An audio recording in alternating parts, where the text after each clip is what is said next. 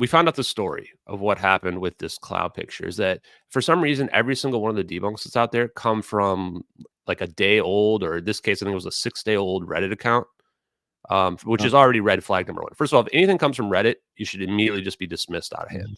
Reddit is not a source of truthful information.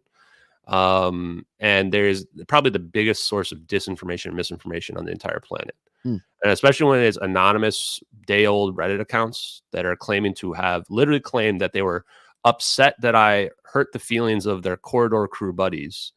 That within 20 minutes, they claim they found this cloud picture, which you have to like invert the clouds, resize them, move them around, etc. That somehow they looked at hundreds of thousands of pictures and went, oh, I found the cloud picture, everybody. First of all, that's the first red flag, especially if they said they did it in 20 minutes, right?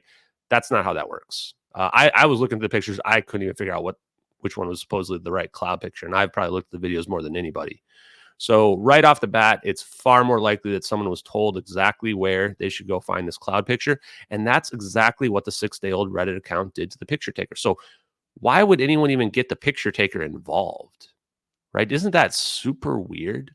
So they get the picture taker involved. They email the picture taker on a burner email account. And I have a record of this because we asked the picture taker.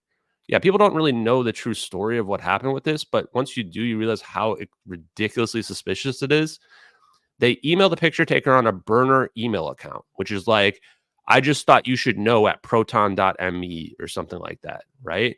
And they tell them, hey, we found this picture and it's, this will debunk these videos. And, and I'm paraphrasing because I haven't seen the exact email. I just listened to the person like reading off part of it to me that, oh, you should make this debunk video about it. And within an hour, the picture taker, the person that's not at all connected to anything, has never looked at this case or the videos, is making a debunk video on YouTube where now every single debunker that's out there is retweeting them to the point where I think their YouTube video got like 1 million views. Wow. Right. And they're all tap dancing on my grave and dancing and celebrating.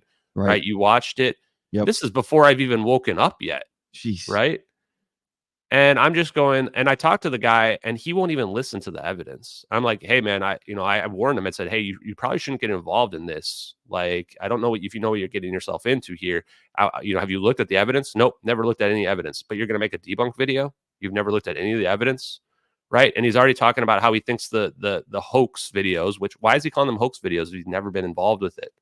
Right. That they might hurt the families and they're upsetting his wife. He literally told me this. The whole situation. Plus, he happens to just be a VFX expert himself, not just a VFX expert himself, but people start sending me videos of him. And in one of them, he even talks about being a photo manipulation expert. And in another video is literally of him editing some clouds into a picture within like seconds. And I'm just going and looking at this like, okay, guys, like I've already had enough. But then the real kicker was what we're in this meeting with Kim.com and this picture taker guy. Kim.com wants to offer him $10,000 in Bitcoin right then and there. He's like, give me your Bitcoin address. And for the record, I have all this recorded. I don't like to post it out there, but I do have it. And he says, no, I don't have a Bitcoin thing, blah, blah, blah. He says, okay, well, I need you to sign an affidavit if you can, because we have these conspiracy-minded people, and I want to make sure that you're willing to say that these pictures are legit or whatever. And he says, yeah, I'll do that, right?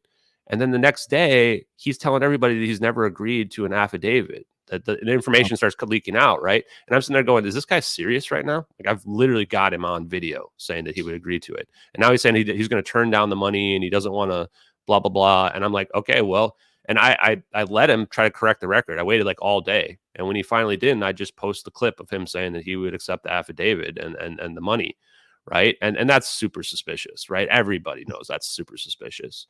And then the last thing is that the forensic analysis, right? So he tells us, the picture taker, in this meeting that we're like, hey, Kim.com actually brings up like, hey, can we figure out who would have bought these pictures? Because the window of time is like 2 months. So how many people got these pictures, right?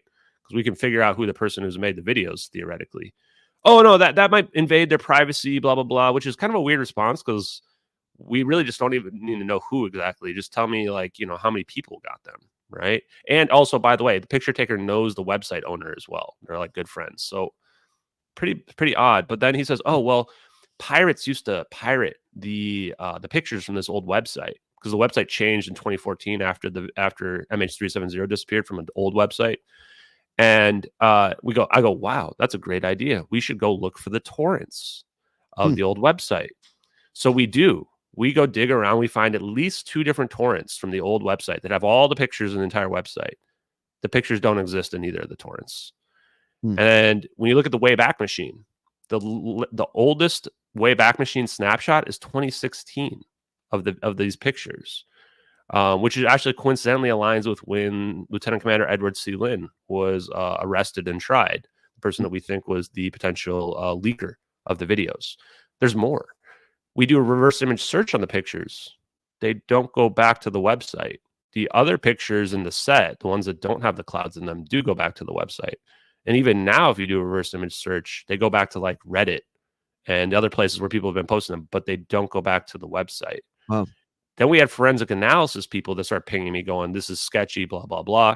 And this is the part where I have to say this is speculative in my opinion. Like, I don't know these people's credentials and what have you, but there's people that are adamant that these pictures were fabricated.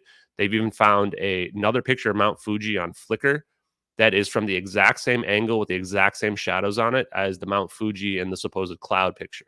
Now, why is this important? Because it presents the idea that this could be a composite, right? That they used a picture of Mount Fuji, pulled the pictures from the satellite video and made this composite, potentially using AI. The raw file thing means literally nothing. The file type can be converted easily.